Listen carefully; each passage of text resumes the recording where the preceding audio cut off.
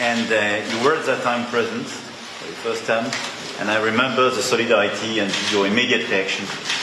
So, welcome back again. Thank you very much. We are very happy to have you here. Thank you very much. Very great honor. And we had a great relationship, as everyone knows. We accomplished a lot together, and the people of France are spectacular. I guess it's one of our largest groups in the United States, French people. And we respect them and we love them.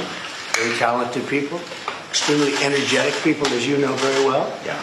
And it's an honor to be here. We had a good time together, and we had a lot of success, really great success working together on defense and offense too. And it certainly seems like the world is going a little crazy right now. Yeah. And we'll be talking about that. Thank you very much for being here. Merci beaucoup. Merci beaucoup. Thank you. President Macron and President-elect Donald Trump meeting inside the Elysee Palace, having a one-on-one, talking about the fact that they have a good friendship, and they met previously, and they hope to continue with that. Just moments earlier, actually, we saw Donald Trump arriving at the Elysee Palace. The red carpet was out, the Christmas tree is of course out, and there was a guard of honour. President-elect Trump's first major appearance on the world stage since being elected president. Inauguration, of course, in January. He is in Paris because of that reopening of Notre Dame Cathedral. And a reminder that President Trump just said we've had a great relationship, referring to the relationship between the US and with President Macron. And as I said, they are meeting because up to 50 dignitaries are gathering at Notre Dame Cathedral this evening for the reopening of that extraordinary cathedral ravaged by fire. Let's talk more about President-elect Trump being in Paris, meeting with President Macron. Our international affairs editor Dominic Waghorn is following all of these developments and joins me live from the French capital. So, Dominic, first time we're seeing President-elect Trump, soon to be President Trump yet again, on the world stage since his election. What do you think they're going to be discussing, President Macron and Trump?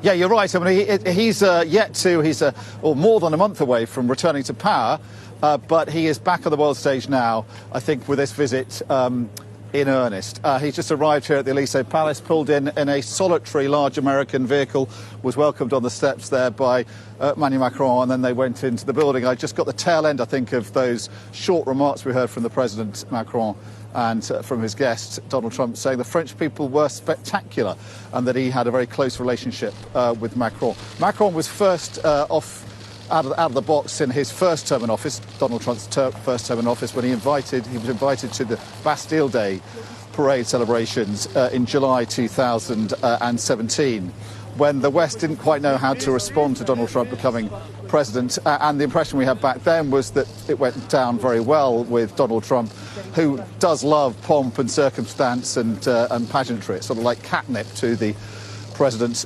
re-elect. And he seemed very happy as he came here with a full honour guard playing for him, and he was taken up the red carpet and into the palace. As we say, that relationship that began very well between Macron and Trump in his first term in office did become pretty strained over issues like NATO and other geopolitical issues. Macron was clearly trying to get ahead of everyone else, laying on this kind of charm offensive for Donald Trump, and he'll be trying to influence his thinking, most of all, of course, about Ukraine. There is concern amongst Western leaders about Donald Trump's efforts, and he's made it very clear he wants to see the Ukraine war brought to an end as soon as possible through negotiations.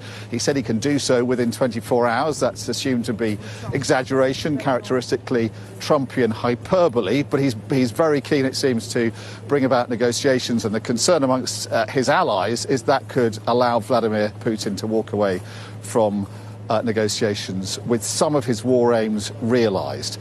So I think it's very important for world leaders, Western leaders, to try and get in before he gets into the White House and try and shape the way he thinks about the war and how he might begin his approach to the conflict in Ukraine. So we expect that will be part of the conversation, but I expect really it's all about trying to sort of renew and rekindle that relationship that, as I say, started very well in Trump's first term in office, although it did become rather fractious later on.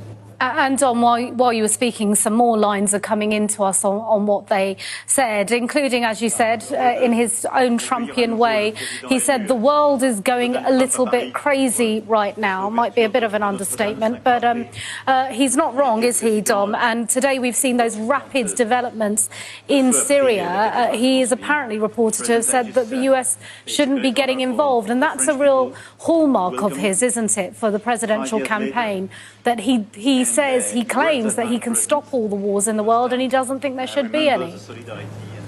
Yeah, exactly. On the way to the palace here, he tweeted this, or I think he put it on his his Truth Social website and platform. He said, "Syria is a mess, but is not our friend. And the United States, in capitals here, he says, should have nothing to do with it. This is not our fight. Let it play out. Do not get involved." And that is, as you say, characteristic of Donald Trump, who's made it very clear he wants to see America not involved in wars overseas and not getting stuck into conflicts he doesn't believe are Americans' business. But as you say, his visit here today is being overshadowed by this extraordinary news, it seems, in Syria, where it looks like the Assad regime is imploding, and it's just a matter of time before it falls from power.